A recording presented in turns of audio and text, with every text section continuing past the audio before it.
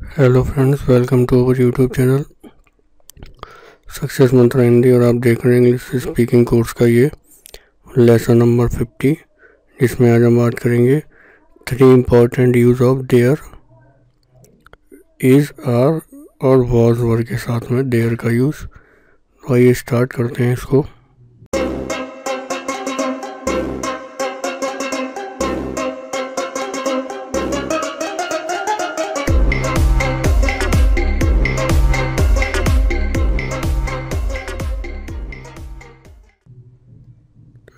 तो सबसे पहला केस जो होगा उसमें हम देयर को यूज़ करेंगे एज ए सब्जेक्ट।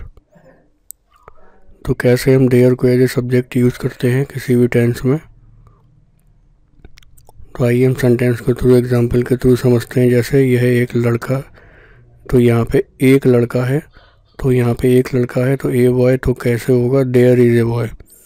ठीक है, तो कभी भी कोई ऐसी चीज़ जिसमें सब्जेक्ट नहीं दिया हो तो हम देयर को सब्जेक्ट बनाते हैं। एक राजा था, यानी कि देयर वॉज ए किंग, यानी कि वहाँ ऐसे इंडिकेट हो रहा है कि जैसे ये वहाँ है कोई चीज़। 4 लड़कियाँ हैं, देयर आर 4 गर्ल्स। पानी है, देयर इज़ वाटर। उसी प्रकार से और एग्जाम्पल हैं आगे। हज़ारों लोग थे तो there were thousands of people. बोतल में पानी नहीं है तो there is no water in the bottle. तो इस तरीके के सेंटेंस जिसमें हम डायरेक्टली ऑब्जेक्ट को यूज़ कर रहे हैं, तो हम देयर को सब्जेक्ट की जगह पे यूज़ करेंगे। कोई भी नहीं है तो देयर इज़ नो वन। सिर्फ एक रास्ता है तो देयर इज़ ओनली ए वे। उसी प्रकार और एग्जाम्पल हैं। एक बंदर था तो देयर वॉज ए मंकी। 5 बंदर हैं, देयर आर 5 मंकीज। तो हम हिंदी में वहाँ नहीं बोल रहे हैं, लेकिन हमारा सेंस जो है वहाँ का निकल रहा है। पैसा नहीं है तो देयर इज़ नो मनी। तो क्या कोई हल नहीं है, इज़ देयर नो सॉल्यूशन। तो इंट्रोगेटिव सेंटेंस में भी इस तरीके से हम देयर को सब्जेक्ट बना सकते हैं। और एग्जाम्पल है, बहुत सारे लोग हैं तो देयर आर मैनी पीपल। क्या कोई रास्ता है, इज़ देयर एनी वे। क्या कोई मुसीबत है, इज़ देयर एनी प्रॉब्लम। एक कहावत है, there is a saying. Saying माने कहावत होता है। और एग्जाम्पल देखते हैं। कल मीटिंग है तो there is a meeting tomorrow. कल छुट्टी है तो there is a holiday tomorrow. कल छुट्टी थी तो there was a holiday yesterday. वहाँ 2 लड़के थे तो देयर वाज 2 बॉयज़ देयर। तो यहाँ वहाँ के लिए देयर का यूज़ अलग से होगा। अब हम केस 2 देखते हैं देयर का क्या है। तो केस 2 है किसी चीज़ में दूसरी चीज़ का होना। तो कैसे हम इसको समझते हैं एग्जाम्पल के थ्रू। आइए। एक गांव में एक अक्लमंद आदमी था, यानी कि जो अक्लमंद आदमी था वो एक गांव में था। तो यानी कि ये एक चीज़ है, किसी दूसरी चीज़ में है तो देयर का यूज़ करेंगे। तो there was a wise man in a village. इस कुएं में 4 मेंढक हैं, there are 4 frogs in this well. इस कमरे में कोई है, there is someone in this room. उसकी जेब में कुछ है तो there is something in his pocket. तो देयर का यूज़ बहुत ही सिंपल है और अब ज़्यादातर यूज़ करते हैं इसको। आइए इसके और एग्जाम्पल देखते हैं। तुम्हारी जेब में क्या है, तो what is there in your pocket. तो हम डायरेक्टली किसी को नहीं बोलते कि what is in your pocket, तो what is there in your pocket. कल छुट्टी होगी तो there will be holiday tomorrow. Car में 4 लोग हैं तो there are 4 people in the car. School में 20 कमरे हैं तो there are 20 rooms in the school. तो यहाँ पे हम उस स्थान को इंगित कर रहे हैं।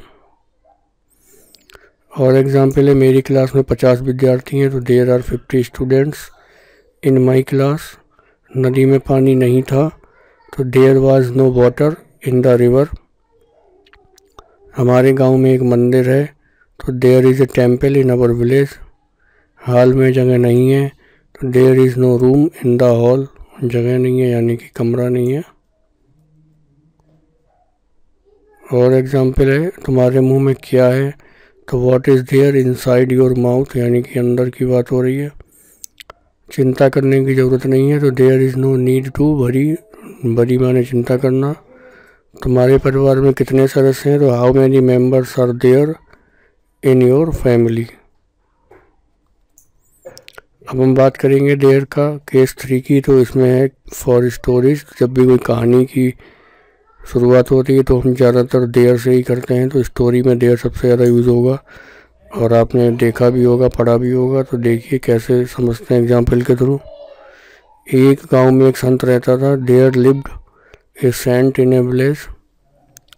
जंगल में एक शेर रहता था। There lived a lion in a forest. बहुत समय पहले वीरेंद्र नाथ नाम का एक व्यापारी अपनी पत्नी कल्याणी के साथ रहता था। तो ये सब कहानियाँ हैं। तो लॉन्ग टाइम में को बहुत समय पहले there lived a businessman named Virendra Nath, जिसका नाम वीरेंद्र नाथ था, along with his wife Kalyani, अपनी पत्नी कल्याणी के साथ। और देखते हैं हम स्टोरी के साथ कैसे यूज़ करते हैं। एक समय की बात है, एक किसान रहता था जिसके पास तोता था। तो once upon a time there lived a farmer who had a parrot. उसी प्रकार एक गांव में एक गरीब किसान रहता था। तो there lived a poor farmer in a village. तो इस प्रकार हमने देखा कि देयर का यूज़ कैसे हमें करना है और कहाँ कहाँ होता है। तो इस वीडियो में इतना ही रखते हैं और आप इसको ज़्यादा प्रैक्टिस कर सकते हैं। कभी भी ऐसा आपको वाक्य बोलना है जिसमें आपके पास सब्जेक्ट नहीं है तो आप देयर लगा के उसको यूज कर सकते हैं। तो थैंक यू दोस्तों, और वीडियो को लाइक शेयर ज़रूर करिए।